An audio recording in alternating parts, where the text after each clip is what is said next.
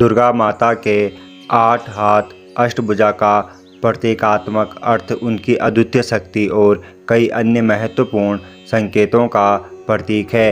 इन 8 हाथों के पीछे के गूढ़ रहस्यों को और भी गहराई से समझा जा सकता है अगर आप ये समझ लें कि वो अपने इन 8 हाथों में क्या धारण करती हैं और ये 8 हाथ किस चीज़ का प्रतीक है। तो चलिए जानते हैं।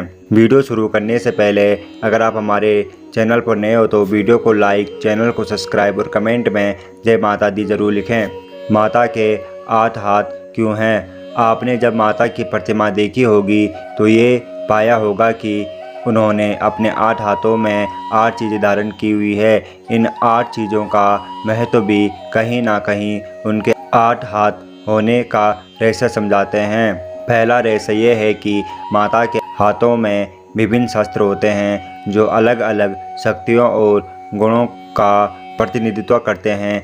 ये शस्त्र बुराई और अन्याय से लड़ने की उनकी क्षमता को दर्शाते हैं। वहीं अगर आप शास्त्रों की माने तो माता अपनी 8 भुजाओं से 8 दिशाओं में अपने भक्तों की रक्षा करती है।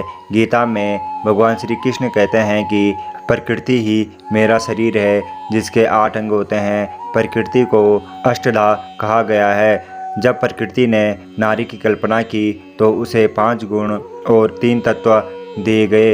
यही 5 गुण और 3 तत्व 8 हाथ बन गए। अब ऐसी मान्यता है कि अष्टधा प्रकृति ही जानती है जो माता दुर्गा का एक रूप है, इसीलिए माता दुर्गा के 8 हाथ हैं। माँ दुर्गा ने अपने 8 हाथों में क्या धारण किया हुआ है? त्रिशूल। देवी दुर्गा के त्रिशूल का महत्व 3 गुणों का प्रतीक है, सत्व, रजस और तम। यह शस्त्र बुराई और अन्याय से लड़ने की उनकी क्षमता को दर्शाता है। सुदर्शन चक्र। यह चक्र विश्वच्य, शाश्वत स्वरूप और धार्मिक तेज सामर्थ्य का प्रतीक है। यह दर्शाता है कि संपूर्ण सृष्टि उनकी नियंत्रण में है और वे उसे दर्शाती है और नियंत्रित करती है। कमल और तलवार। देवी के हाथ में कमल फूल है जो ज्ञान और मुक्ति का प्रतीक है। इसका अर्थ है कि वे अपने भक्तों को ज्ञान और आध्यात्मिक प्रबोधन की ओर दिशा देती है। तलवार ज्ञान और बुद्धि के तीव्रता का प्रतीक। तलवार अज्ञानता और बुराई के विनाश का भी प्रतिनिधित्व करती है। वज्र। यह शक्ति, चय और बाई टाचे नाश करने की शक्ति का प्रतीक है।